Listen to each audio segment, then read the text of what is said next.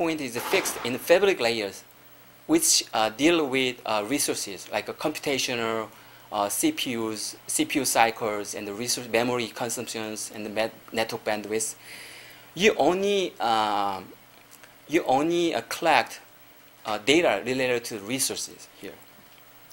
If your focus is in a connectivity layer, which involves communication and authentication protocols, your interesting data will be authorization decisions with the accepted user attribute.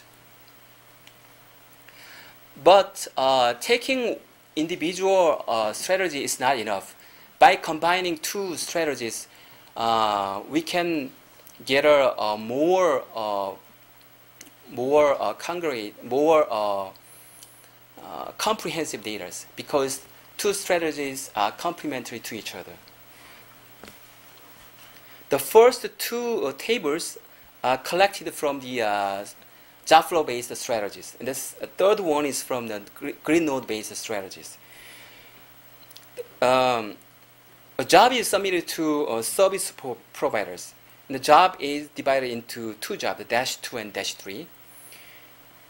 Each assigned to compute node 2 and compute node 2 and compute node 5. Compute node, the PBS 3839-3 is assigned at cn5.rcac.purdue.edu. At the third tables, if the agents detect some anomalies, like memory usages is abnormally greater than the other normal cases, it goes back to data collected from the job flow-based approaches. And then finally, we can, by combining these tables, we can know PBS 3839-2, which is assigned to CN2, may potentially cause bad operations. And then we take responsive actions. Log sharing mechanisms. Because accountability only belongs to a node, so it doesn't care jobs located at other nodes. So that's why we need to share the information between agents to get our whole information. Through the two concepts, job graph and the cover records, accountability system is realized in distributed fashions. Taking full advantages from a grid system is to run a job and divide to be run in multiple locations. So, as I mentioned before, job is divided into many sub-jobs, and sometimes jobs are merged and divided and looping for many times. So, extracting only one job to monitor is required here. So, directed graph is a suitable data structure to represent the flow in the interconnected complex system like a grid. This is the example of job graph. The node, the vertices denote the green node, like service providers or the resource provider, head node or compute node, whatever. And then these edges denote jobs assignment. In this case, job 1 is divided into job 1A, job 1-B, and then job 1B is also divided into job 1B-1 and job 2.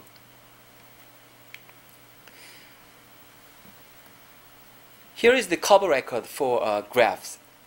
In this case, the agent, in terms of SP1,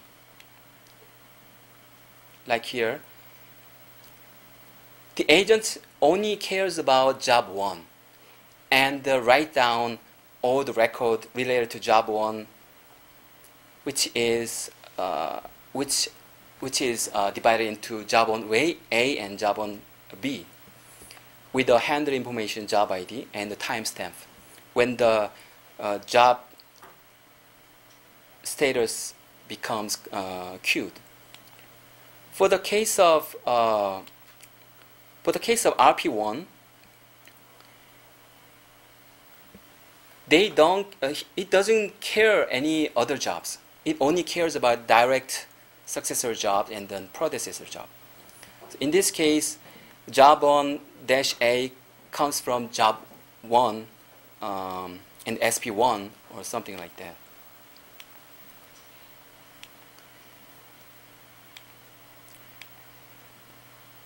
Next, in the case of RP2, agent only takes care about job 1-B.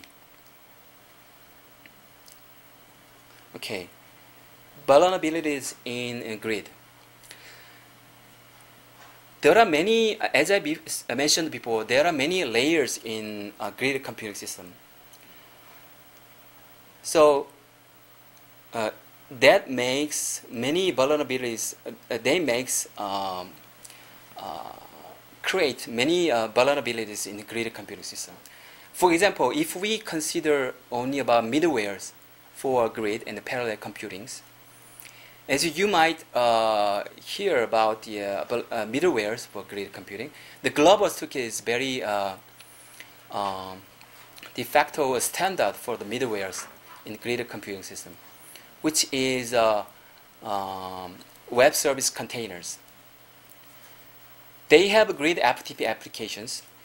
By using this, authorized users of the grid FTP server can access to the group permission of the root users.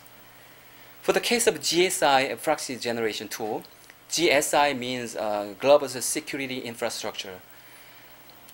Proxy credentials data can be written to the file that the attackers can read.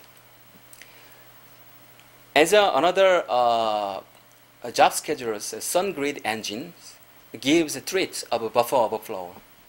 They may be exploited by unbeleached local users to gain elevated privileges. Besides these vulnerabilities, in low levels, some researchers have found that collisions in MD5 signatures algorithms. They published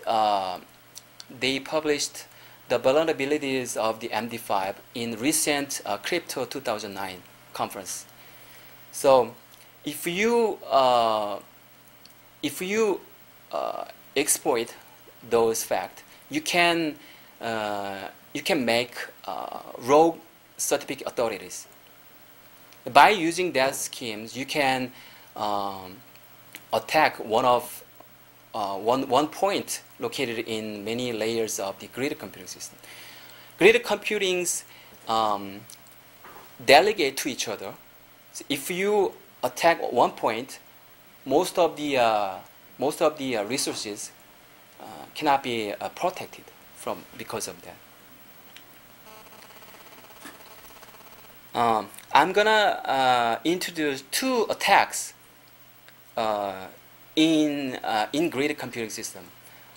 It's not like the other general distributed denial of service. In this case, the victim is located inside a grid. Examples of the victims would be gatekeepers or schedulers. The schedulers, which is located at head node of the head node is the contains the schedulers in one or more clusters. Like if the schedulers is out of service, every compute node connected to the schedulers is not being used. Or the one of gatekeepers is out of service. The job submitted to gatekeepers cannot go to further, cannot go to other gatekeepers or cannot go to other head node or whatever. So, if a huge number of jobs are submitted to a queue, the queue cannot properly process all the jobs.